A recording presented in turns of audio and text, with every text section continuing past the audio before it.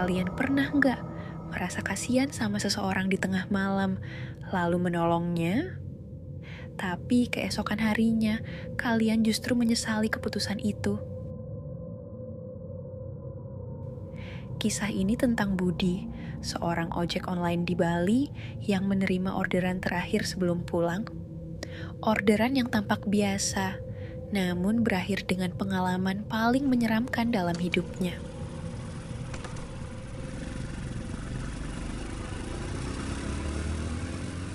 Malam itu, ia mengantar seorang wanita yang menangis sendirian di tepi jalan.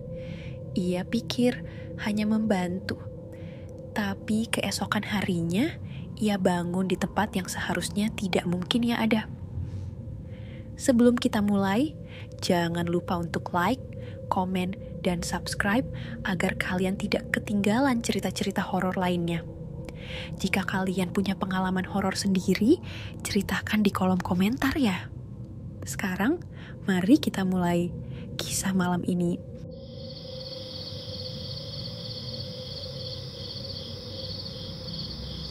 Budi adalah seorang ojek online di Bali. Malam itu, ia sudah berniat pulang setelah seharian mengantar penumpang. Namun, sebelum menutup aplikasi, sebuah orderan masuk.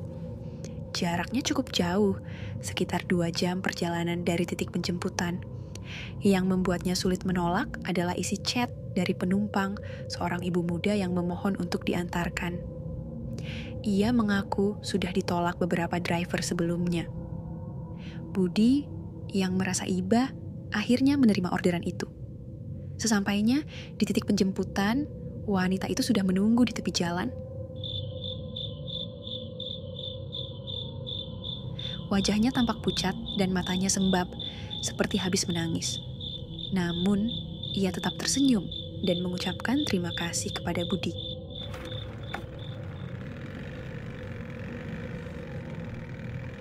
Sepanjang perjalanan, mereka tidak banyak berbicara. Sesekali wanita itu hanya memberikan arahan jalan. Setibanya di tujuan, wanita itu memberikan tip yang cukup besar. "Terima kasih, Mas.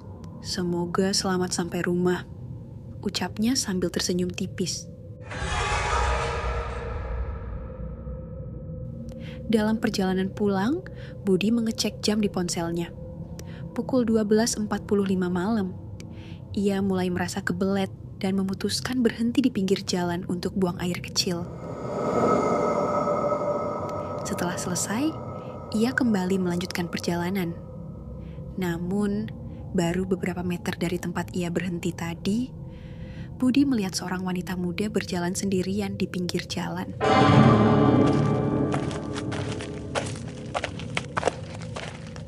Wanita itu menangis. Budi merasa kasihan dan penasaran, lalu menghentikan motornya. "Mbak, sendirian? Kenapa jalan kaki malam-malam begini?" tanyanya. Wanita itu tampak ragu, tapi akhirnya meminta tolong agar diantar ke rumahnya yang katanya tidak jauh dari sana. Tanpa berpikir panjang, Budi mengiyakan. Sepanjang perjalanan, wanita itu hanya diam.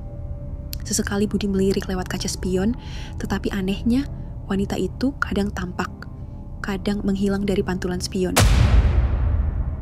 Saat mereka sampai di rumah, Budi melihat bangunan tua, tetapi masih cukup terawat. "Makasih ya, Mas. Kalau nggak keberatan, mau mampir dulu. Aku buatkan teh hangat," kata wanita itu. Budi yang merasa lelah, akhirnya menerima tawaran itu. Rumah itu terasa dingin, tapi tidak ada yang aneh. Wanita itu kemudian menyuruhnya duduk di ruang tamu, sementara ia masuk ke dapur. Beberapa saat kemudian, ia membawa secangkir teh. "Minum ini dulu, Mas, biar hangat," ucapnya dengan senyum yang samar. Budi meneguk teh itu, lalu perlahan matanya terasa berat. Pandangannya mulai kabur. "Kok ngantuk banget, ya?" pikirnya sebelum akhirnya terlelap. Keesokan paginya, Budi terbangun dengan tubuh menggigil. ia merasa tidur di atas sesuatu yang keras dan dingin. Saat membuka mata, tubuhnya langsung gemetar hebat. Ia tidak berada di rumah wanita itu. Ia berada di tengah kuburan. Di sekelilingnya hanya ada batu nisan dan pepohonan besar yang menaungi tempat itu.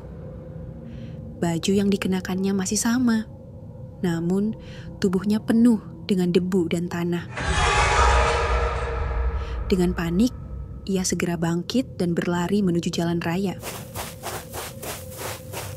Saat sampai di jalan utama, ia bertanya kepada warga sekitar tentang rumah yang ia kunjungi tadi malam. Namun, mereka hanya saling pandang dengan raut wajah ketakutan. "Mas, rumah itu sudah lama kosong. Pemiliknya, seorang wanita muda, meninggal beberapa tahun lalu karena kecelakaan di jalan itu," jawab seorang warga dengan suara bergetar. Budi merinding. Pikirannya kacau. Ia segera menyalakan motor dan melaju sekencang mungkin meninggalkan tempat itu. Sejak malam itu, Budi tidak pernah lagi menerima orderan yang datang menjelang tengah malam. Bagaimana menurut kalian tentang cerita ini?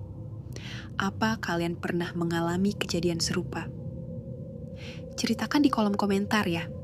Jangan lupa untuk like, share, dan subscribe agar kalian tidak ketinggalan kisah-kisah horor lainnya. Terima kasih sudah menonton. Sampai jumpa di video berikutnya.